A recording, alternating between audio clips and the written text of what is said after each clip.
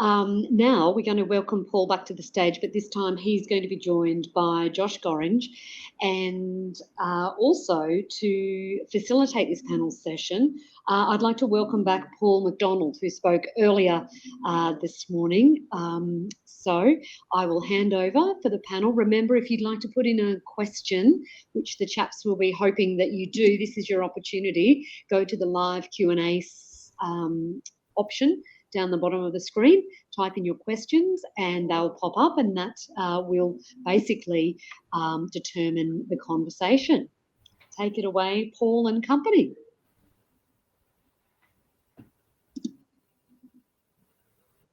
To Josh, we've got a few questions coming through, so please keep them coming. I was particularly interested to hear Josh's talk, because essentially he's given you an example of how nations look at country and how they are blending Western science and Aboriginal science to create a uniqueness that lies in our combined culture, if we're ready to think that way.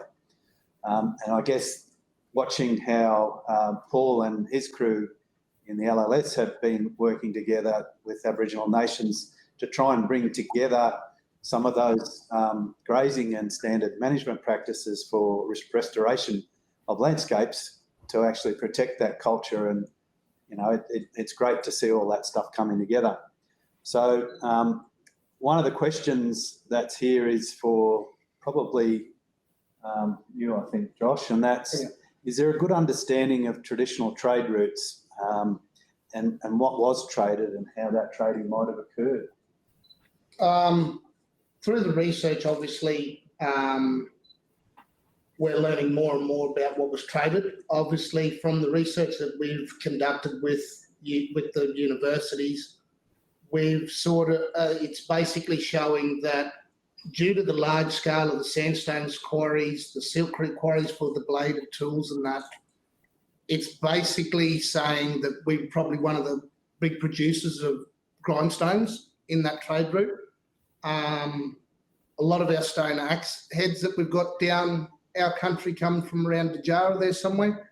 There's a place up there where they are produced. We've got samples of them axes that have been analysed, and they're the same makeup DNA of the other rocks up around the Dejara area. So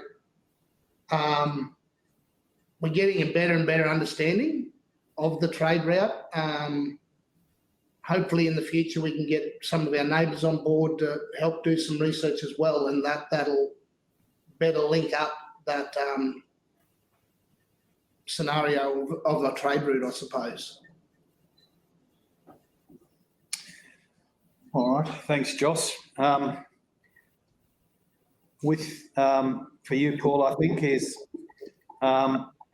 many landholders have been reluctant to enter into formal access arrangements, but have informal arrangements with their local mob. It is important to formalise, or is it important to formalise these agreements, or what is your experience around how you're working with those landholders and those nations? Yeah, so with each of these projects, the landholders enter into a contract, and part of that contract is to have this access for the local communities. It's not I don't think it's a formal access agreement. It's just part of the contract requirements. And it's not, we've never had any issue with landholders with that part of the contract. They've always been really happy to sort of engage. So yeah, it's not, I don't think it's a formalised access agreement in what you might be thinking. But yeah, it's definitely hasn't caused any issues.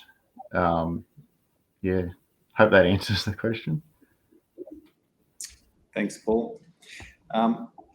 One for you, Josh, again. How is public access managed on your country? The comment is that in the Kimberley that a lot of the public tend to do more damage than the landholders themselves. A lot of the sites we've got out there are far enough off the main road. A lot of the tourists out in that country sort of travel between Windora and Birdsville, Baduri, and then back to Windora kind of thing. Most of them are just happy to get to the other end. We haven't had a lot that's been disturbed. Over the years, in previous years with road upgrades and stuff, we have noticed the councils have destroyed some of the sites. Seismic lines, they're probably the sort of the two major ones, is the councils obviously us getting determination. This has occurred. They're probably the two biggest sort of risks that we've had, is seismic lines through the middle of sites, and more or less, the councils with their new roads and the road upgrades. There's probably one site that pops into mind where we had a stone arrangement where there's a gravel pit right on the edge of the road. People have turned the stone arrangement into their names and totally destroyed it. It's a hard thing to manage. You put a sign up, people want to pull up then and take stuff from the site. So it's been a tricky one that we're still sort of negotiating around, obviously with the board, with the Mythica board and the other members, to see how we best protect sort of the sites that are along the edge of the road. It's sort of a hard one to sort of, you point it out to people, they're more inclined to stop, look at it, just take something home with them as a souvenir, I suppose. I guess the other end to that question is, how does the nation see opportunities for tourism then? Probably for us, we were looking more at doing virtual tours, not so much online per se, but we're aspiring to get a cultural centre or a keeping place, whichever terminology you want to use.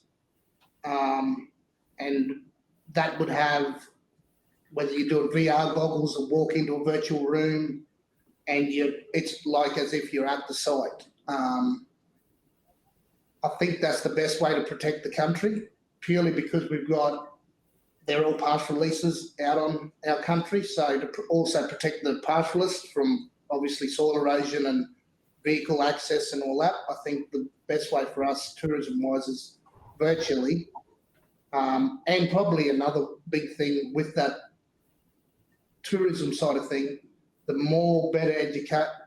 better the education we can give the wider public, the more knowledge they will have, and probably, hopefully, have more respect for the country that they're driving through, whether it's Mythica country or anyone else's country.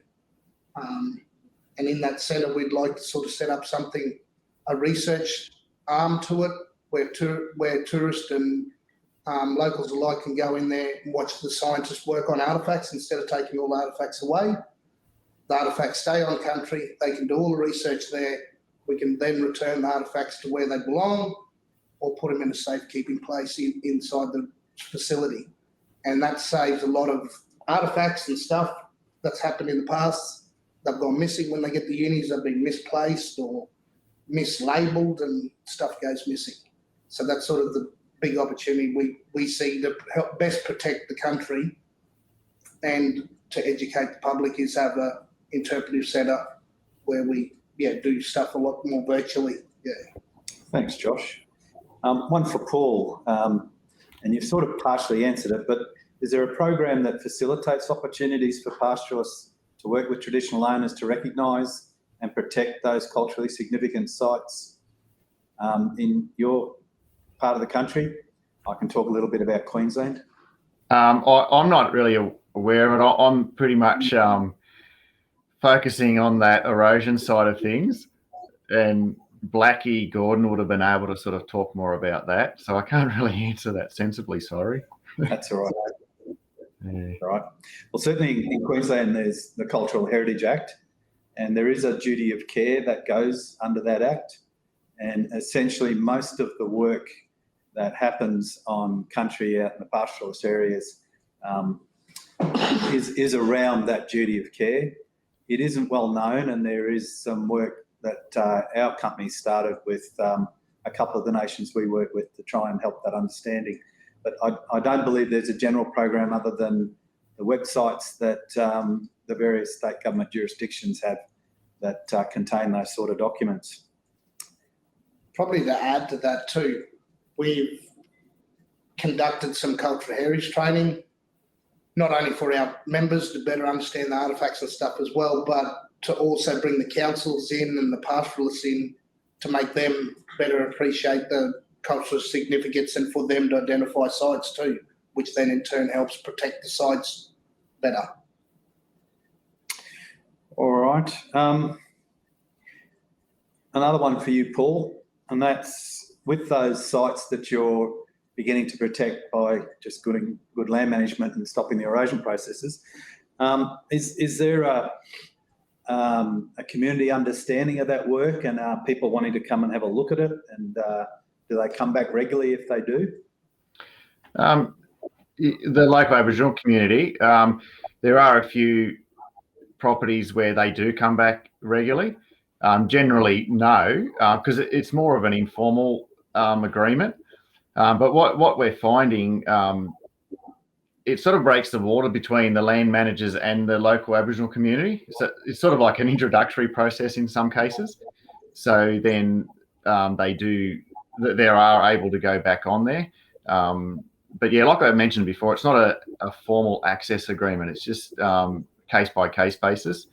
But yeah, in some cases, definitely they've been able to go back with the communities. Yeah. Thanks, Paul. There's a sort of a follow-up question, and I think we're going to have to shoot David Phelps. He asked too many questions. How do we prevent sites from being destroyed through ignorance of their importance? I guess that has an element of what you've been talking about, Paul, but I guess also, Josh, you might want to comment as well. I probably think with the cultural heritage training that we've sort of provided in the past to pastoralists and the councils, I don't think people can really use the excuse that they're ignorant of the problem. That's the whole point of the cultural heritage training, is to make not only councils, the pastoralists, and obviously once we get the interpretive centre up and running, the wider public. If we can get all them three stages done, you can't really say that I didn't know. I think it all comes back to better education of everyone, really. Yeah.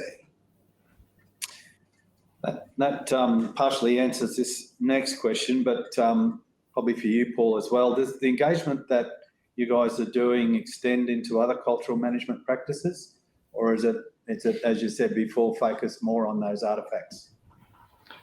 Yeah, well, my program, focuses on those sites and places.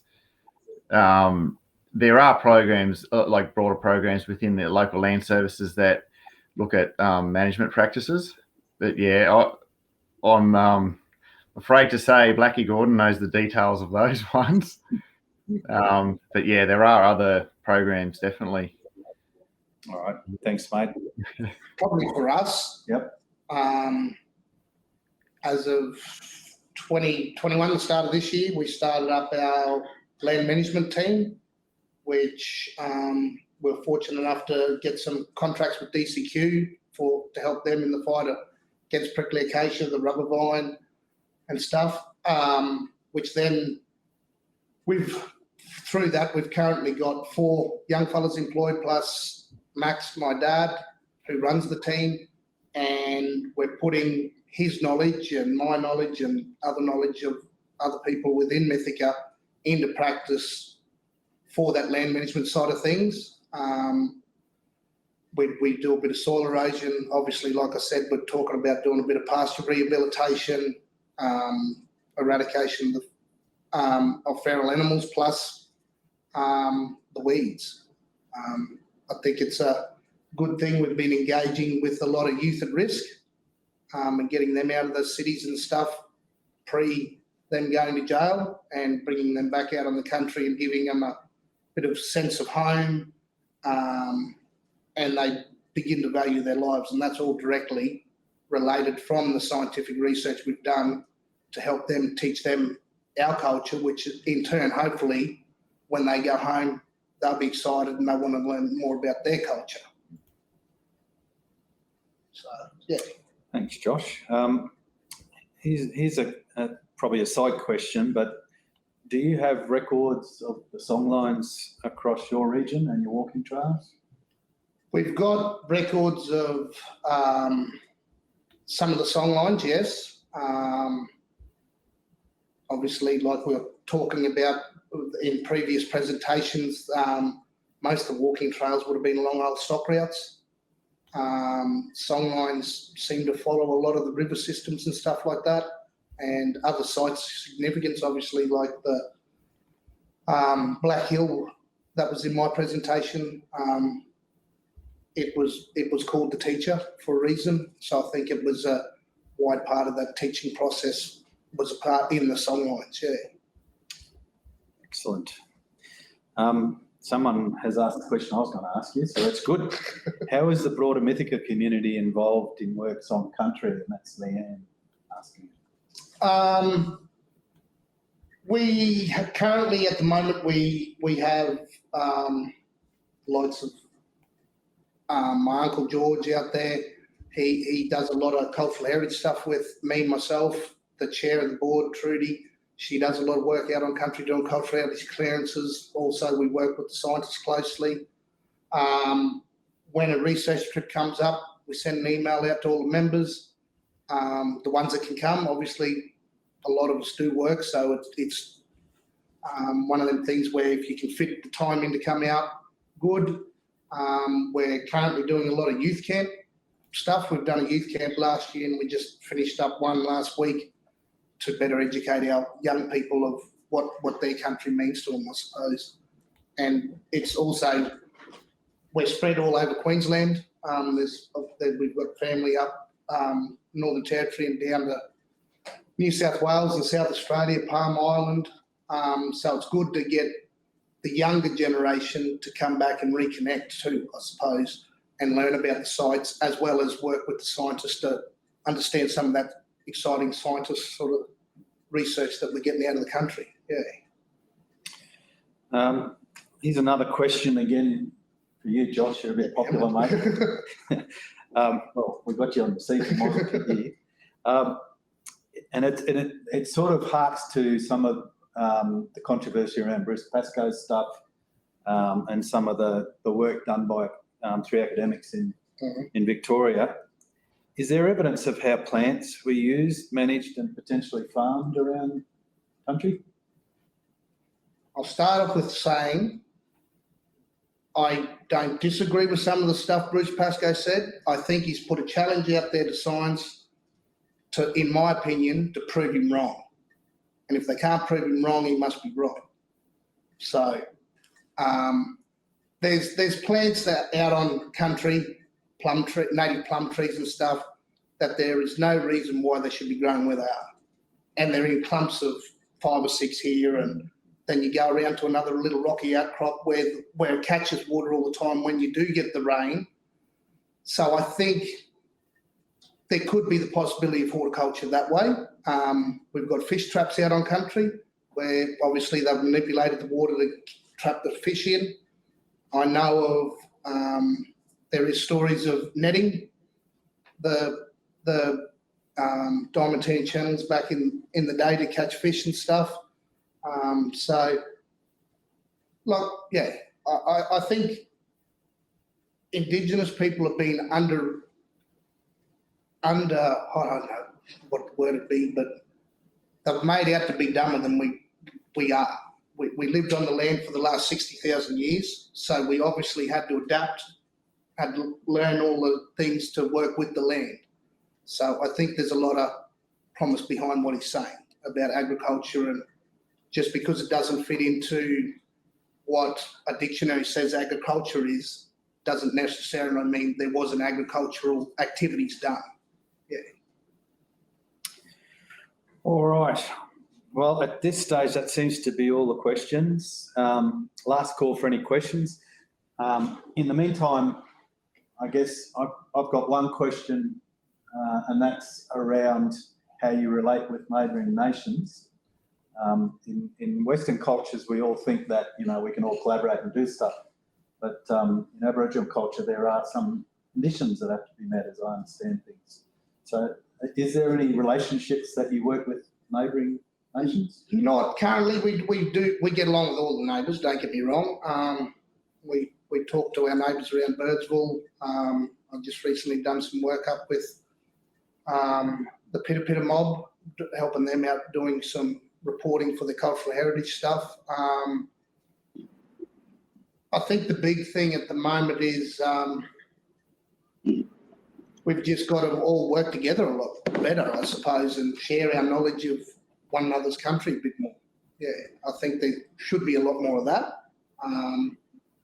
We can't all be tight-lipped. We're neighbours, so yeah, we've got a good relationship, but I don't know as far as saying working together.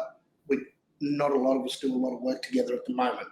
And a lot of us out there at early stages too. So we're sort of just getting our corporations up and running. So we're sort of sticking to ourselves, I suppose, in a way too. So, yeah.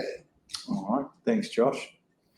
Paul, with the way in which you're operating, doing those earthworks and things does take some time. So when you're working with Blackie, is Blackie part of the LLS, or is Blackie's job then to go and find the cultural authority to able to walk country in front of you? Is that how you guys are walking with it? Yeah. Blackie's employed by the local land services. Obviously, he's local to, like he said, he's local to that sort of Brewarrina area. But yeah, his job is to find the community members where that particular project is going to be happening. So yeah, oftentimes, yeah, he's got to obviously go around to the local community, which takes time sometimes to find the relevant person that he needs to be engaging with. And then so he's sort of doing that, and then actually goes out on site with those community members himself, and working with them, like with the running them through the process of how to record sites and all that sort of thing, all that sort of technical stuff. Yeah, so we've got a number of people like Blackie, so located in different parts of the Western area. So yeah, that's how it generally works. Yeah. All right. Thanks, Paul. Well, there aren't any other questions at this stage, so very much like to thank you, Paul, and you, Josh, for giving us a bit of an insight into your worlds and what you're doing. So thank you very much for that opportunity. Thanks very much, chaps. I also wanted to mention that there is a live poll happening to do with the session that you just were in. The question is, which of the following presents the greatest opportunity for the rangelands, reconnecting with country or protecting Aboriginal cultural sites? So feel free to vote in that one. We've got 100% so far with just 3 votes. So if everyone else could also vote there.